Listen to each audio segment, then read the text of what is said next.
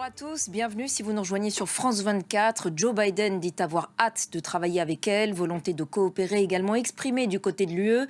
Giorgia Meloni a donc prêté serment ce matin au palais présidentiel de Rome. On va en parler avec notre invité Gianluca Passarelli, professeur de sciences politiques à l'université Sapienza de Rome. Bonjour, merci beaucoup d'avoir accepté notre invitation.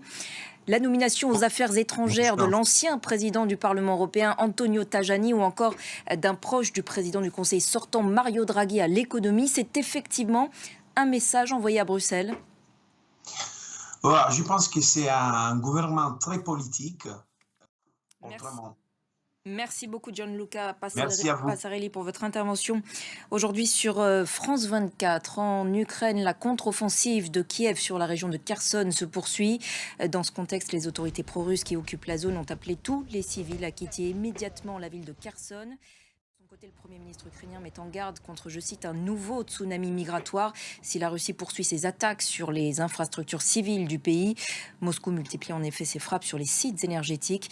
Plus d'1 million de foyers privés d'électricité selon la présidence ukrainienne. Vous voyez ce reportage à Kiev de Marc de Chalfran.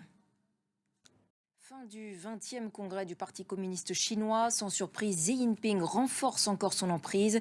Son rôle central a même été intégré à la charte du Parti communiste. Figure également l'opposition du PCC à l'indépendance de Taïwan. C'est une première. À noter aussi cet incident autour de l'ancien président Hu Jintao durant la cérémonie de clôture. Le récit de Bilal Tarabé. Sachez que selon un média officiel chinois, l'ex-président Hu Jintao ne se sentait pas bien à sa sortie du congrès du parti. Raison donc invoquée à cet incident lors de la cérémonie de clôture. On y reviendra dans nos prochaines éditions. Allez, direction maintenant l'ACA, plus grande foire d'art contemporain et de design dédiée à l'Afrique et à ses diasporas. 7e édition qui se déroule depuis 2 jours et jusqu'à demain dans le Marais à Paris. Fatimata Wansenia, je ne sais pas si vous m'entendez. Je présentais donc l'ACA, la plus grande foire d'art contemporain et de design dédiée à l'Afrique et à cette diaspora qui se déroule donc en ce moment à Paris. Et il y a forte affluence aujourd'hui à la foire. Merci beaucoup Fatimata, merci aussi à votre invité, donc Willow Evan, et l'ACA est donc à découvrir à Paris, au carreau du Temple, jusqu'à demain. Et c'est la fin de cette édition. Merci à tous de l'avoir suivi.